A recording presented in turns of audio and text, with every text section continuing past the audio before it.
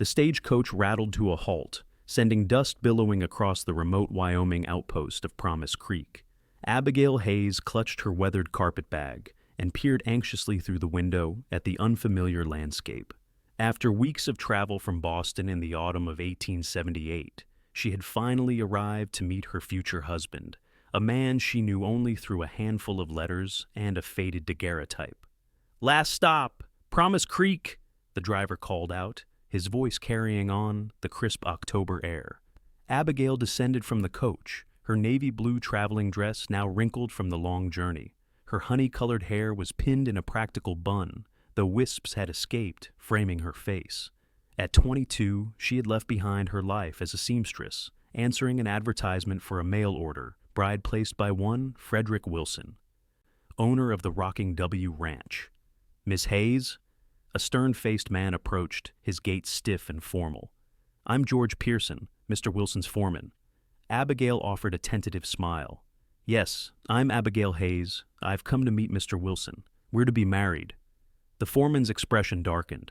"That's why I'm here, miss. There's been a situation."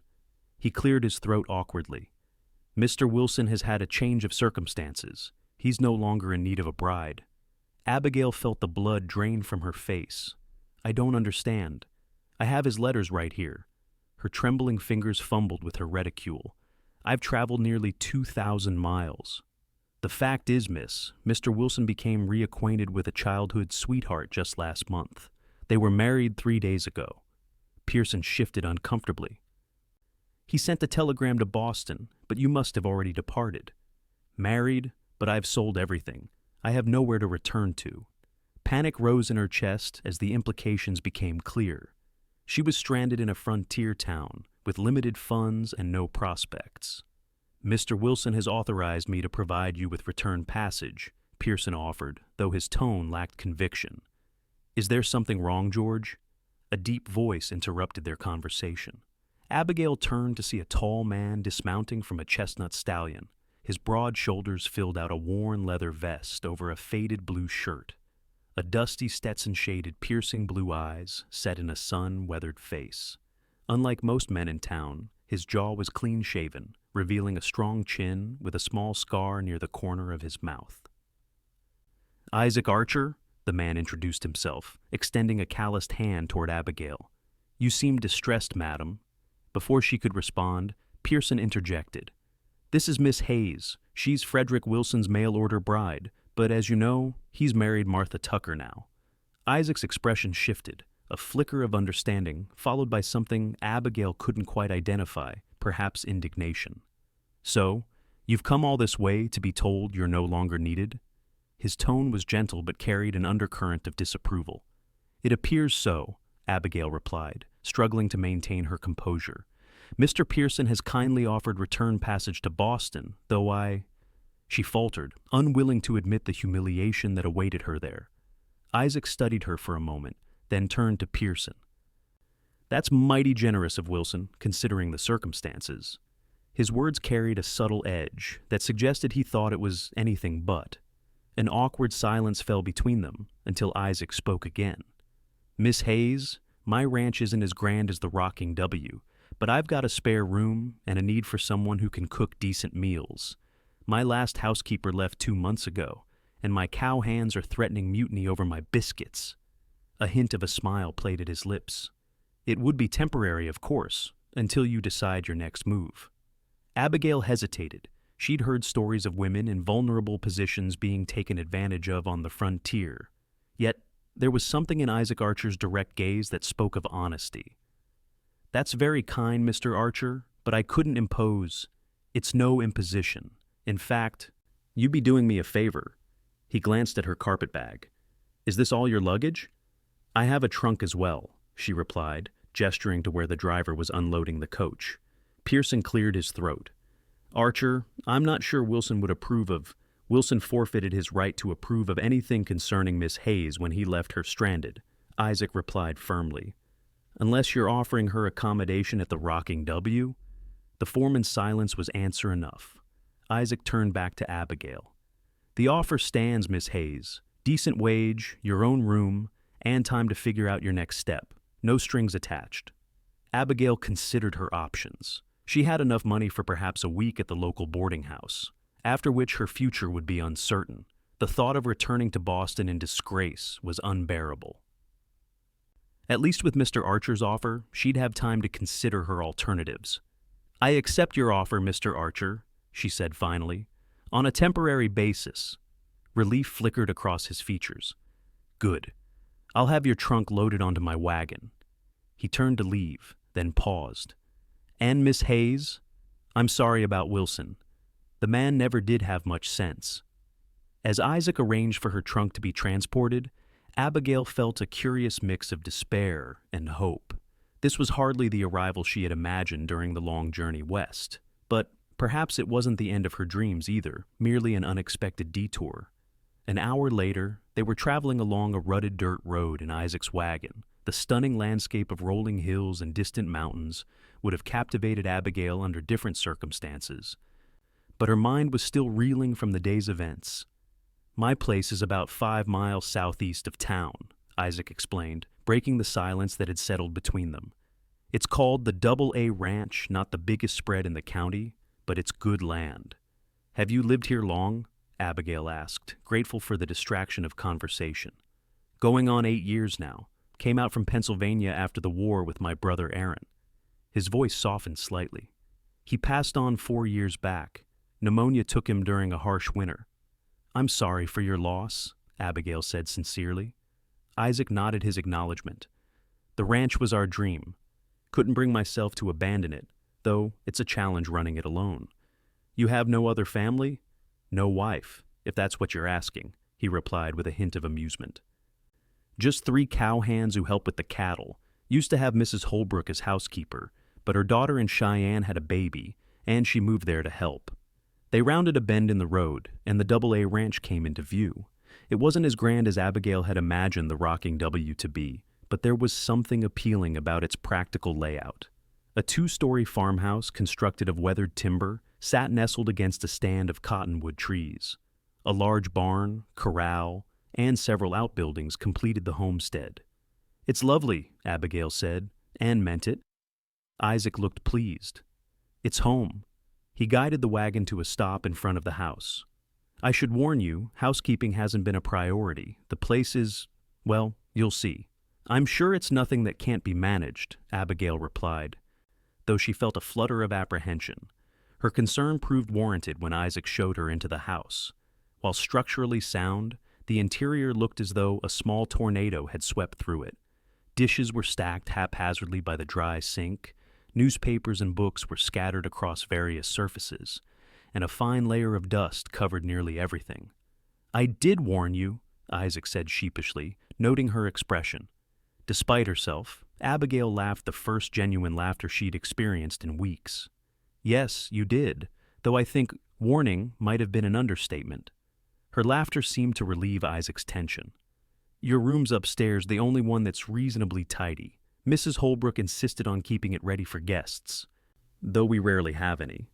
He carried her trunk upstairs to a small but pleasant bedroom, with a narrow bed, a pine dresser, and a window overlooking the eastern pasture. The linens looked clean, and the floor had been swept recently. "I'll leave you to get settled," Isaac said, placing her trunk at the foot of the bed. "Supper's usually at 6, though I can't promise it'll be edible. My cooking's been known to make grown men weep and not from joy." After he left, Abigail sat on the edge of the bed, finally allowing herself a moment of private emotion. Tears welled in her eyes as the reality of her situation crashed over her. She had pinned so many hopes on this new beginning, and now everything was uncertain again. Yet, as she wiped away her tears, a sense of determination returned. She had survived hardships before. After losing her parents to influenza 5 years ago, she had managed to support herself through her sewing skills. She had endured the loneliness and drudgery of working endless hours in a Boston garment factory. She could certainly endure this setback. With renewed resolve, Abigail unpacked her few belongings, changed into a simpler dress, and tied an apron around her waist. If she was to earn her keep as a housekeeper, she might as well begin immediately. The kitchen proved to be in even worse condition than she had initially thought. Abigail rolled up her sleeves and set to work. By the time the grandfather clock in the hallway chimed 5, she had transformed the kitchen into a functional space. The dishes were washed and put away, the stove was cleaned, and a stew was simmering from the ingredients she'd found in the pantry. She was kneading dough for biscuits when Isaac returned from his afternoon chores, stopping short in the doorway. "Miss Hayes, you didn't need to start working today," he said, clearly surprised by the transformation. "I prefer keeping busy," she replied simply. "And please, call me Abigail." "Abigail, then." He hesitated, then added, "I'm Isaac to everyone, except the banker." A comfortable silence fell between them as Isaac washed up at the pump outside. When he returned, he helped set the table without being asked, moving with the efficiency of someone accustomed to domestic tasks despite his apparent bachelor status. "Your cowhands won't be joining us?" Abigail asked as they sat down to eat. "They bunk in the outbuilding and usually take their meals there," Isaac explained. "Pete does the cooking for them. He's not much better at it than I am, but they've survived this long." The meal was simple but satisfying. Isaac seemed almost reverent as he took his first bite of the stew. "This is the first proper meal I've had in months," he admitted. Mrs. Holbrook was a fine housekeeper, but cooking wasn't her strong suit. "I'm glad you approve," Abigail replied, pleased by his appreciation. "Tomorrow, I'll inventory the pantry and make a list of what's needed from town." They ate in companionable silence for a while before Isaac spoke again. "May I ask why you decided to become a mail-order bride? You seem capable enough to make your way in the world." Abigail considered his question. Life in Boston offered limited options for a woman alone. Factory work was wearing me down, and with no family. She shrugged lightly. Mr. Wilson's letters painted a picture of a respectable life out west. He mentioned wanting children, and I've always wanted a family of my own. Isaac nodded thoughtfully. "Wilson's a fool," he said simply. "You don't seem to think highly of him," Abigail observed. "We've had our differences." Isaac's tone suggested there was more to the story, but he didn't elaborate. "The territory's still rough, but it offers opportunities for those willing to work hard. You might find Promise Creek suits you better than Boston, given time."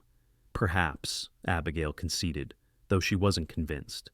"For now, I'm grateful for your kindness, Isaac."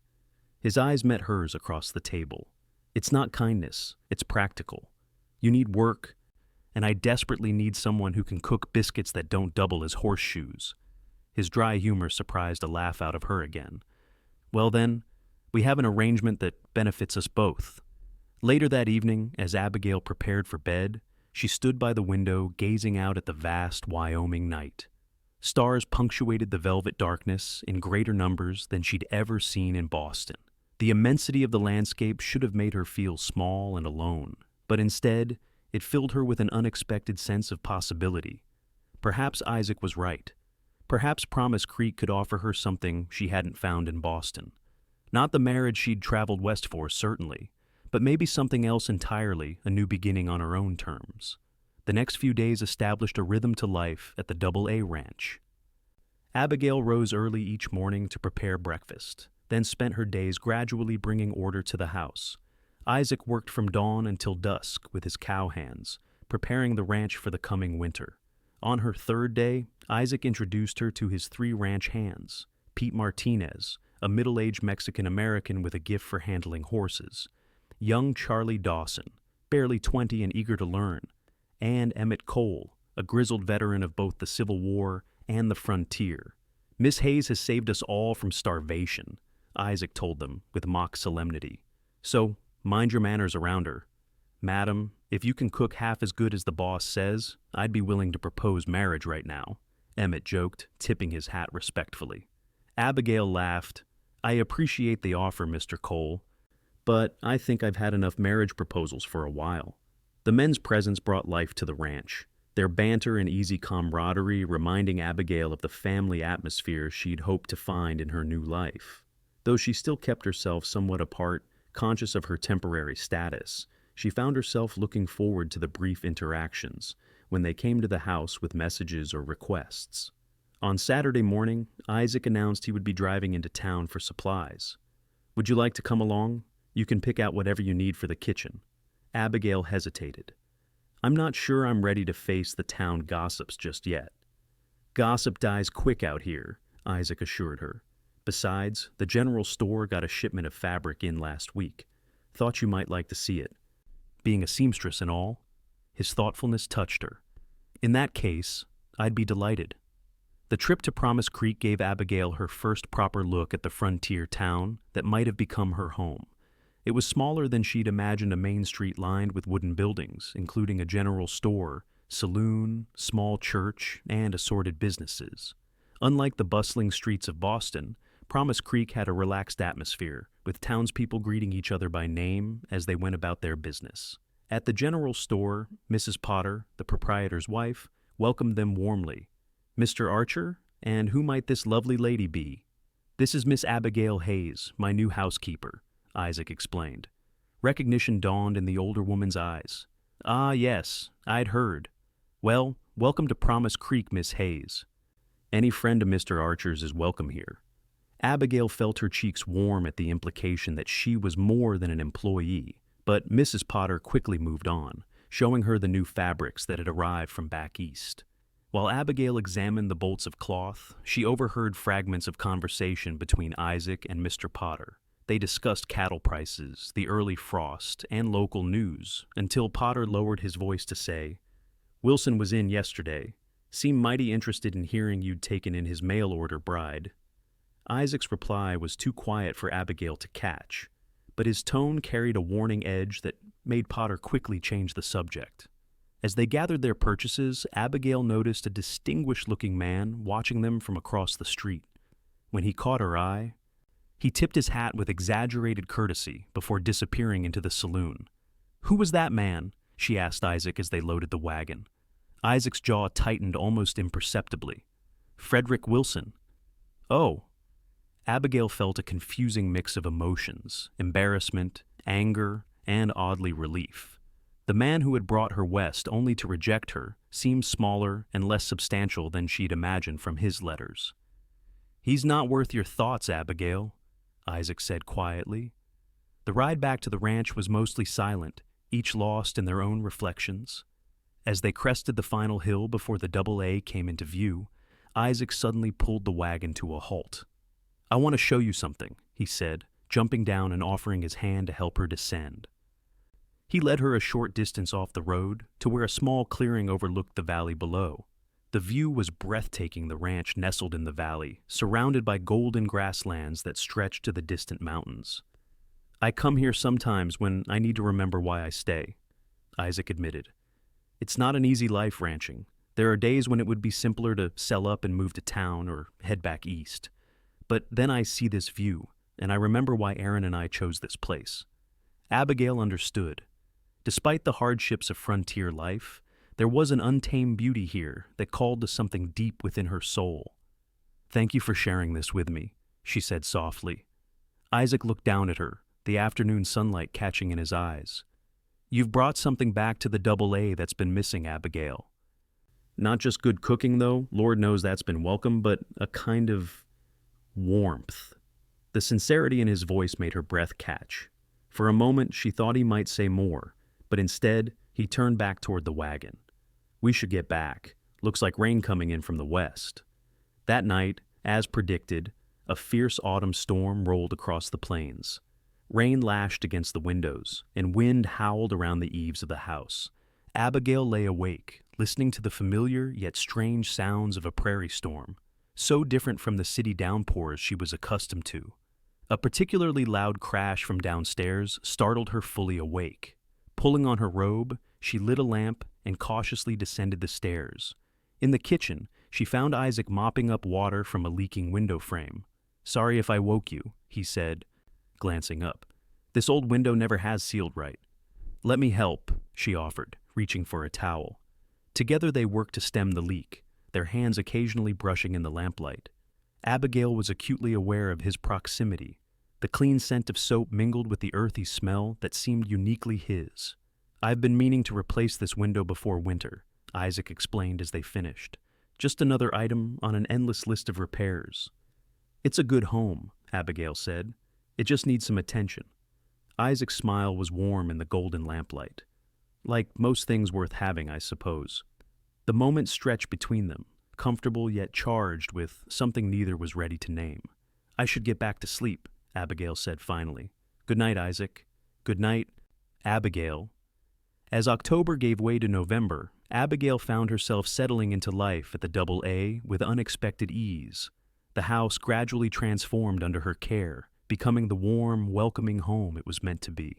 Isaac and the ranch hands worked tirelessly to prepare for winter, repairing fences, stockpiling firewood, and ensuring the cattle had access to sheltered areas. One evening, as she mended one of Isaac's shirts by the fire, Abigail realized with surprise that she hadn't thought about returning east in days. The life she'd built here, temporary though it was meant to be, had begun to feel more substantial than the future she'd imagined with Frederick Wilson. "You're looking thoughtful," Isaac observed, glancing up from the ledger where he was recording the day's work. "I was just realizing that it's been nearly a month since I arrived," she replied.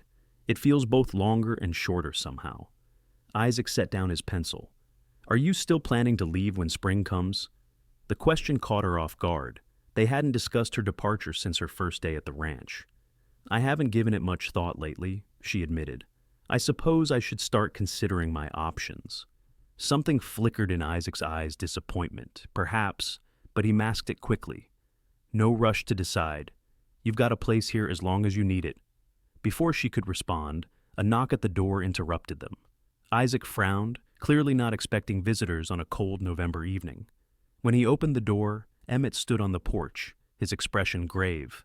"Boss, Charlie's horse just came back to the barn without him. The boy rode out to check the north fence line this afternoon and should have been back hours ago." Isaac's demeanor changed instantly. "Saddle my horse and yours. Get Pete too." He turned to Abigail. "Can you put coffee on and prepare some bandages, just in case?" "Of course," she replied, already moving toward the kitchen. "Be careful, Isaac." He paused, catching her concerned gaze. "Always am." The next hours were among the longest of Abigail's life. She kept the stove hot, prepared bandages, and waited anxiously by the window, watching for any sign of the search party's return. The night grew darker, and a light snow began to fall, increasing her worry. Finally, just after midnight, she heard the sounds of horses approaching. Rushing to the door, she saw 3 riders and a 4th figure slumped in front of Isaac's saddle. "Charlie!" she called out. "He's alive," Isaac reassured her as he dismounted carefully, supporting the young cowhand. "Took a bad fall when his horse spooked at a rattler. Found him about 2 miles from the north boundary." Charlie's face was pale, a nasty gash on his forehead crusted with dried blood. His right arm hung at an unnatural angle, clearly broken. "Bring him inside," Abigail directed, her worry channeled into purposeful action. "Pete, can you ride for the doctor?" "Already sent Emmett ahead when we found him," Isaac explained as they helped Charlie onto the sofa. "Doc should be here soon." Abigail worked efficiently to clean Charlie's head wound while Isaac built up the fire. The young man drifted in and out of consciousness, moaning when they tried to make him more comfortable. "You're good at this," Isaac observed quietly as she applied a clean bandage to Charlie's forehead. "My father was a physician," she explained. "I often assisted him before he passed." The doctor arrived within the hour, a gruff older man named Samuel Griffith.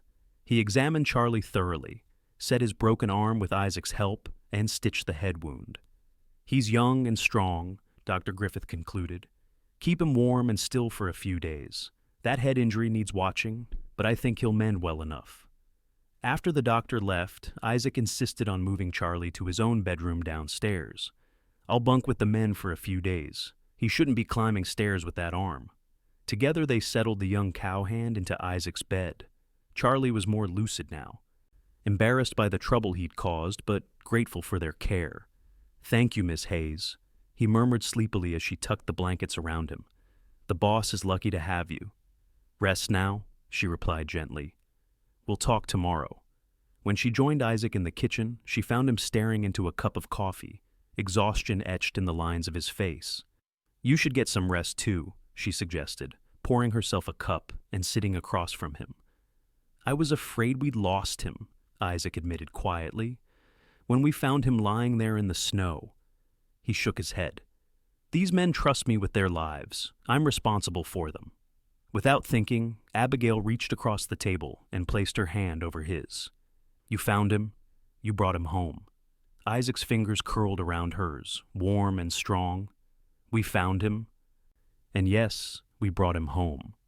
The simple word home hung in the air between them, taking on new meaning in the quiet kitchen. For the next several days, Abigail divided her time between her usual duties and caring for Charlie. The young man improved steadily, though he chafed at his confinement.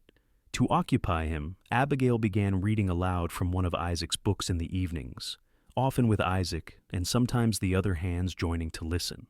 These impromptu gatherings gradually evolved into a nightly ritual. After supper, they would gather in the sitting room, Charlie on the sofa, the others in chairs drawn close to the fire, while Abigail read from The Count of Monte Cristo, a book Isaac had ordered from back east but never found time to read. One evening, as she closed the book after a particularly dramatic chapter, Abigail realized that this was exactly the kind of family atmosphere she had dreamed of finding in the West. The thought brought both joy and a pang of sadness. Joy for having found it, sadness because her position here remained temporary. Charlie recovered enough to return to the bunkhouse just before Thanksgiving, though he would be limited to light duties until his arm fully healed. On Thanksgiving Day, Abigail prepared a feast that brought all the men to the main house roast chicken, no turkey being available, cornbread stuffing, preserved vegetables from the root cellar, and 3 different kinds of pie. I never thought I'd see the day when the double-A dining table had a proper tablecloth, Pete marveled as they gathered for the meal. Or matching plates, Emmett added, eyeing the settings Abigail had arranged. Isaac, standing at the head of the table, raised his glass. To Miss Hayes, who has transformed more than just our meals. To Miss Hayes, the men echoed enthusiastically. Abigail felt a blush creep up her cheeks. And to all of you, who have made me feel so welcome. The meal was filled with laughter and stories. For the first time, Abigail heard about Isaac and Aaron's early days at the ranch, the hardships they'd faced, the mistakes they'd made, and the triumphs they'd shared. She learned how each of the hands had come to work at the double-A, and the loyalty they felt toward Isaac and the ranch. As dusk fell, Pete produced a fiddle and began playing lively tunes. Charlie, despite his injured arm, taught Abigail a simple dance, and soon the kitchen had been transformed into an impromptu dance floor. "May I?" Isaac asked, offering his hand as Pete struck up a waltz. Abigail placed her hand in his, acutely aware of the watching eyes of the ranch hands. Isaac led her confidently, his hand warm at the small of her back. "I didn't know you could dance," she said, pleasantly surprised. "There's a lot you don't know about me yet," he replied, his voice low enough that only she could hear. The word yet echoed in her mind, suggesting a future she had increasingly begun to hope for but hadn't dared to expect. As November turned to December, the ranch settled into winter routines. Heavy snow blanketed the land, limiting outdoor work and keeping everyone closer to home. Abigail found herself spending more time with Isaac as he caught up on indoor tasks, repairing tack, carving replacement handles for tools, and updating his accounting ledgers. They fell into a comfortable pattern, working side by side during the day and talking by the fire in the evenings.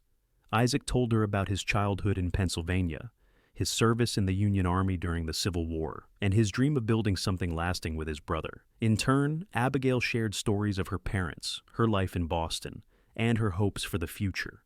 "Have you decided yet?" Isaac asked one evening as they sat by the fire. "About staying on after spring, I mean." Abigail's hand stilled on the quilt she was piecing together. "I've been thinking about it," she admitted. "I'm not sure what options I have, really." "You could stay here," he suggested, his tone carefully neutral. "Not just as a housekeeper." Her heart quickened. "What do you mean?" Isaac set aside the bridle he'd been mending and moved to sit beside her on the sofa. "I'm not good with words like this, Abigail. I never have been." He took a deep breath. "When you arrived in Promise Creek, I thought you were just someone who needed help. Then you became my housekeeper. Now you're so much more." Abigail could hardly breathe as he took her hands in his. "I'm falling in love with you," he said simply. "I think I have been since that first night you made biscuits that didn't threaten to break a man's teeth." A laugh escaped her despite the intensity of the moment. "That's quite the romantic declaration, Isaac Archer." His eyes crinkled at the corners. "I told you I wasn't good with words." He grew serious again.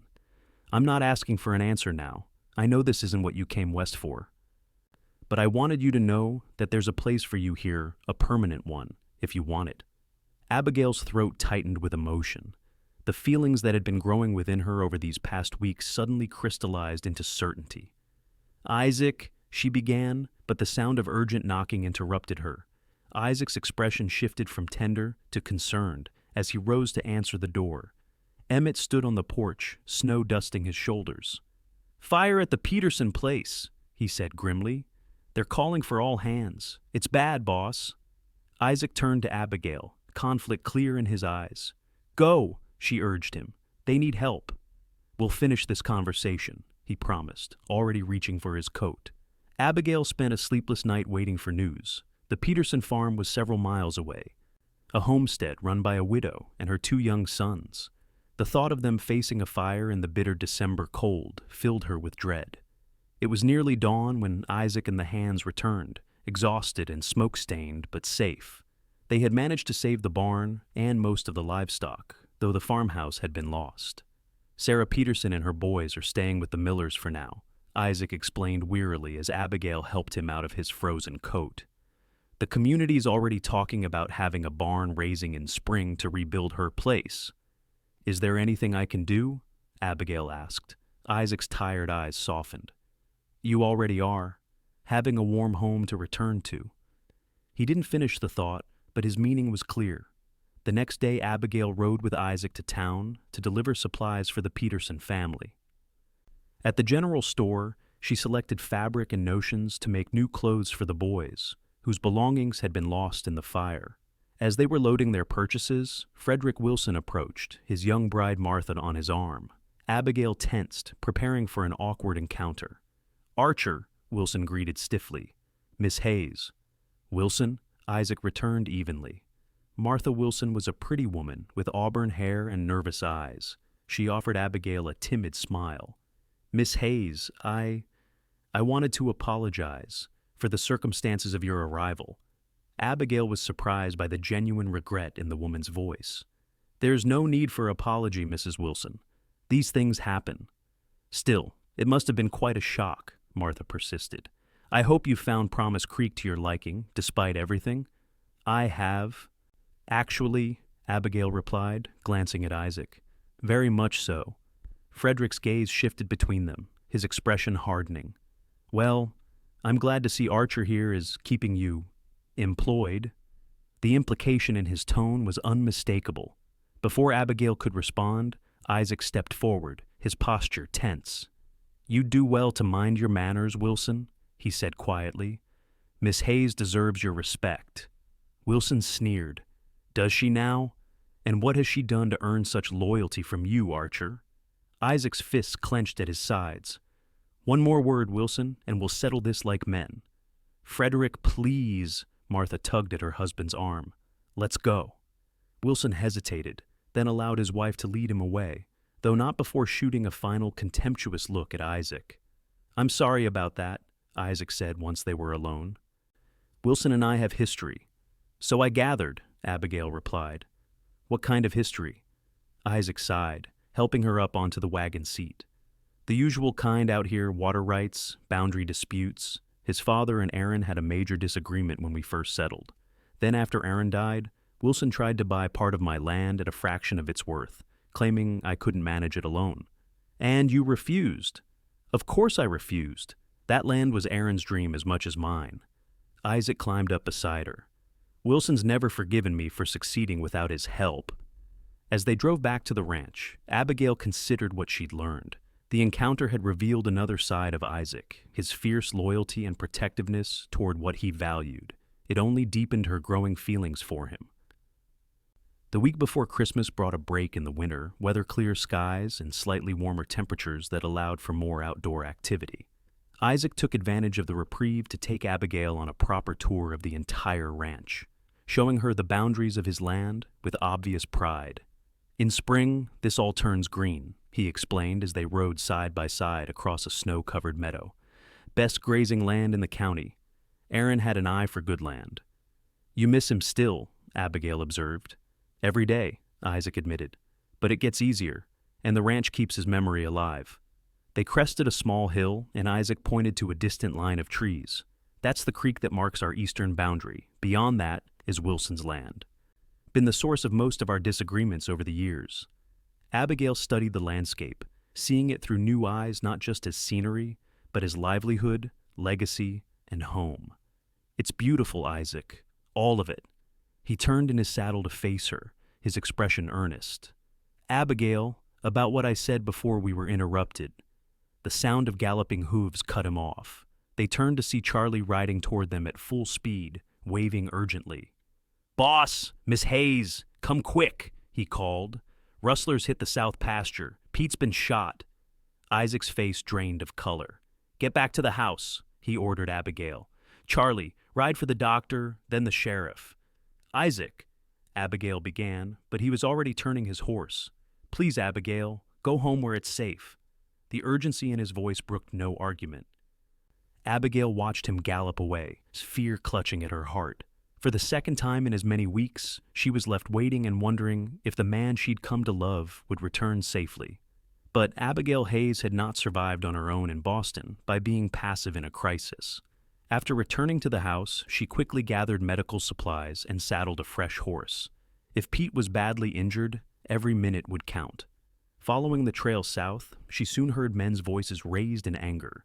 Approaching cautiously, she saw Isaac and Emmett confronting three rough-looking men near a small stand of trees. Pete lay on the ground nearby, clutching his shoulder, blood seeping between his fingers. "This is Double A land," Isaac was saying, his rifle trained steadily on the strangers. "You're rustling my cattle." "Disputed territory," one of the men replied. "Mr. Wilson says this parcel belongs to the Rocking W." Abigail's breath caught. Wilson had sent these men? "Wilson knows damn well where the boundaries are," Isaac growled. "Now drop your weapons and step away from my cattle." The tension in the air was palpable as the rustlers exchanged glances, clearly calculating their odds. 3 against 2. With Pete injured, they might have risked it if the sheriff hadn't chosen that moment to arrive with 2 deputies. "What's going on here, Archer?" Sheriff Davis called out as he approached. "Caught these men trying to drive off a dozen of my cattle," Isaac explained, not lowering his rifle. "They shot Pete when he confronted them." "They're lying," one of the rustlers protested. "Wilson said this land was his, said we had rights to the cattle here." The sheriff's expression darkened. "Lower your weapons, all of you. We'll sort this out proper." As the men complied, Abigail seized the opportunity to hurry to Pete's side. The ranch hand was pale but conscious, a bullet wound in his left shoulder bleeding steadily. "Miss Hayes?" Pete blinked up at her in surprise. "You shouldn't be here." "Hush," she replied, already working to staunch the bleeding. "The doctor's on his way." Isaac noticed her presence then, his eyes widening in a mix of relief and exasperation. "Abigail, I told you to stay at the house." "And I decided that was poor advice," she replied calmly, not looking up from her work. "Pete needs help now." The sheriff approached, having disarmed and restrained the rustlers. "The lady's right, Archer. Your man looks in bad shape. We'll take these 3 back to town. I'll want statements from all of you tomorrow." "What about Wilson?" Isaac demanded. "These men claim he sent them." Sheriff Davis sighed. "That's a serious accusation. I'll question him, but without proof." "He's been trying to push me off this land for years," Isaac insisted. "This time he's gone too far." Further discussion was interrupted by the arrival of Dr. Griffith. After a quick examination, he determined that Pete could be moved to the ranch house for treatment. "The bullet went clean through," he explained as they carefully loaded Pete onto a makeshift stretcher. "He's lost blood, but with proper care, he should recover." The journey back to the Double A was tense and slow. Abigail rode ahead to prepare the house, setting up the sitting room as a temporary infirmary. By the time the others arrived with Pete, she had hot water boiling, bandages ready, and a bed made up near the fire. Dr. Griffith worked efficiently, cleaning and dressing Pete's wound, while Isaac and Emmett hovered anxiously nearby. When he finished, the doctor pronounced himself cautiously optimistic. "Keep the wound clean, change the bandages daily, and watch for fever," he instructed Abigail. "I'll return tomorrow to check on him." After the doctor left, Isaac found Abigail in the kitchen preparing a broth for Pete. You disobeyed a direct instruction, he said, though there was no real anger in his tone. Abigail met his gaze steadily. I'm not one of your ranch hands, Isaac. I make my own decisions. You could have been hurt. The fear in his voice was evident. So could you, she countered, yet you rode straight into danger. Isaac ran a hand through his hair in frustration. That's different. It's my responsibility. And I've made Pete's recovery my responsibility, Abigail interrupted gently. We both do what needs doing, Isaac. That's who we are. Something shifted in his expression. Surprise giving way to respect and something deeper. You're right, he conceded. The thought of you in danger. I know. She moved closer, allowing herself to touch his arm. The same way I felt watching you ride off to confront armed men. Their eyes met in perfect understanding. Without words, they acknowledged what had been growing between them, a partnership of equals, built on mutual respect and deepening love. The next day, Sheriff Davis rode out to take statements about the rustling incident. He listened carefully as Isaac, Emmett, and Abigail recounted what had happened. I'll be questioning Wilson today, he assured them, but without those rustlers directly implicating him, it'll be his word against theirs. And we both know Wilson has friends in high places, Isaac said bitterly. The sheriff didn't disagree. Just keep your guard up, Archer. Maybe consider hiring an extra hand or two until this blows over. After he left, Isaac paced the kitchen like a caged animal. Wilson won't stop. He thinks he can wear me down, force me to sell. Then we don't let him wear you down, Abigail said simply. We fight back. Isaac paused, struck by her use of we. Abigail, I'm not going anywhere, Isaac, she said firmly. Not unless you want me to. He crossed the room in 2 strides and took her hands in his. I want you to stay. God knows I do. But I can't ask you to sign on for this kind of trouble. You're not asking, she reminded him. I'm offering. For a moment, he simply looked at her, wonder and gratitude in his eyes. Then, with deliberate care, he drew her closer and lowered his lips to hers in a tender, questioning kiss. Abigail responded without hesitation, her arm sliding around his neck as the kiss deepened. All the unspoken feelings of the past weeks flowed between them: trust, admiration, desire, and love. When they finally parted, Isaac rested his forehead against hers. I love you, Abigail Hayes. I think I have since the moment you laughed at my disastrous kitchen. And I love you, Isaac Archer, she replied, her heart lighter than it had been in years. I'm grateful every day that Frederick Wilson changed his mind. Isaac chuckled. Remind me to thank him someday right after I punch him for sending rustlers onto my land. Christmas Eve brought a fresh snowfall that transformed the Double A into a winter wonderland. Pete was recovering well, able to sit up and join the household for short periods. The rustlers remained in jail, though Frederick Wilson had denied any involvement in their activities, and without direct evidence, the sheriff could take no action against him. Despite these shadows, a festive atmosphere prevailed at the ranch. Abigail had decorated the house with evergreen boughs and red ribbons. A small tree stood in the corner of the sitting room, adorned with paper ornaments she and Charlie had crafted during his convalescence. After a simple but special dinner, the ranch hands presented Abigail with a handmade gift, a wooden box with intricate carvings crafted by Emmett during the long winter evenings.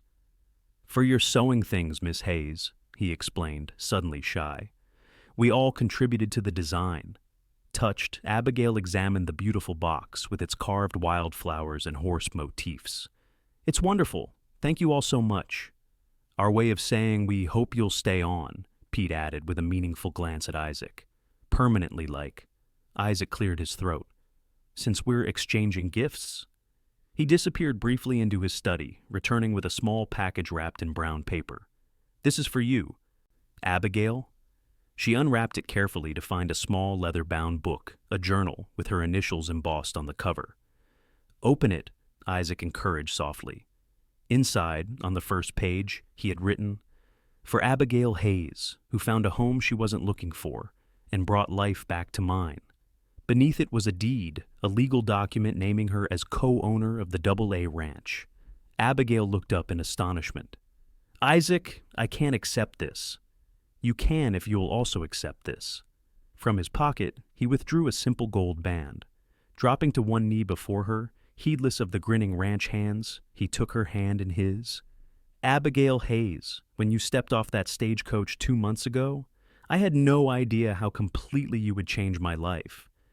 You've brought warmth and purpose back to this ranch and to me. Abigail's vision blurred with tears as he continued. I'm not Frederick Wilson. I can't offer you a life of ease. The AA will always demand hard work and sacrifice. But I promise you'll never face those challenges alone. I'll stand beside you through whatever comes our way. He took a deep breath. Will you marry me, Abigail? Will you make the AA your home, our home for good? Yes, she whispered, her heart overflowing. Yes, Isaac Archer, I will marry you. As he slipped the ring onto her finger, the ranch hands erupted in cheers and whistles. Isaac rose and pulled her into his arms, sealing their promise with a kiss that held all the hope and love they'd found in each other. Later, as they stood together by the window, watching the snow fall in the moonlight, Abigail marveled at the journey that had brought her here.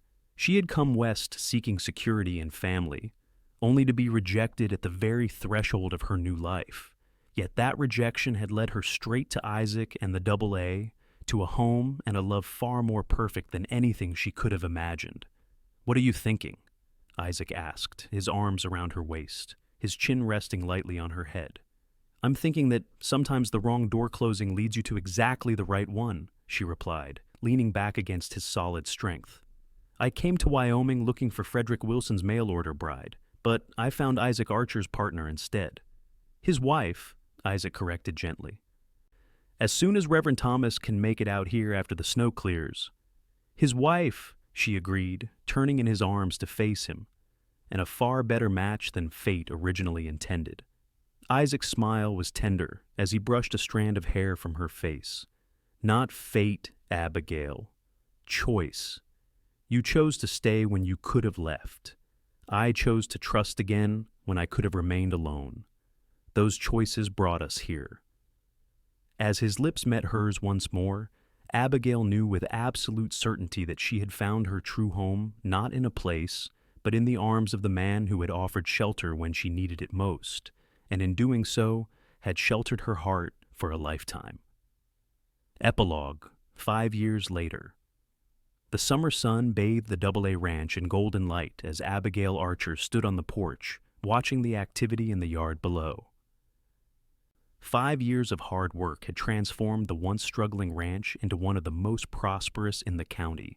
New barns and outbuildings stood beside the original structures, and the house itself had been expanded to accommodate their growing family. Mama, look! 4-year-old Aaron, named for the uncle he would never meet, proudly held up a small wooden horse his father had carved. Papa made it just for me. It's beautiful, sweetheart, Abigail replied, smoothing back his dark hair so like Isaac's. Where's your sister? With Papa in the barn, he's showing her the new foal. As if summoned by their conversation, Isaac appeared from the barn, their 2-year-old daughter Elizabeth perched securely on his shoulders. The little girl's delighted laughter carried across the yard, as her father pretended to trot like a horse. Abigail's heart swelled with love for her family, the family she had crossed a continent to find, though not in the way she had expected. The AA had prospered under their joint stewardship. Isaac's knowledge of cattle and land, combined with Abigail's organizational skills and financial acumen, had proven a formidable combination. They had weathered drought, harsh winters, and even Frederick Wilson's continued attempts to undermine them, though those had diminished after Wilson lost much of his fortune in a failed railroad investment. Thinking deep thoughts, Isaac asked as he joined her on the porch, setting Elizabeth down to toddle toward her brother. Happy ones, Abigail replied, leaning into his embrace. About how far we've come. Isaac's arm tightened around her waist. We've built something good here, haven't we? Something wonderful, she corrected, turning to kiss him lightly. Though I never would have believed it that day I stood outside the rocking W, feeling like my world had ended. That wasn't an ending, Isaac murmured against her hair. It was the beginning of everything that matters. Together they watched their children play in the yard of the home. They had built not just the physical structures, but the bonds of love, trust, and partnership that had transformed 2 solitary souls into a family.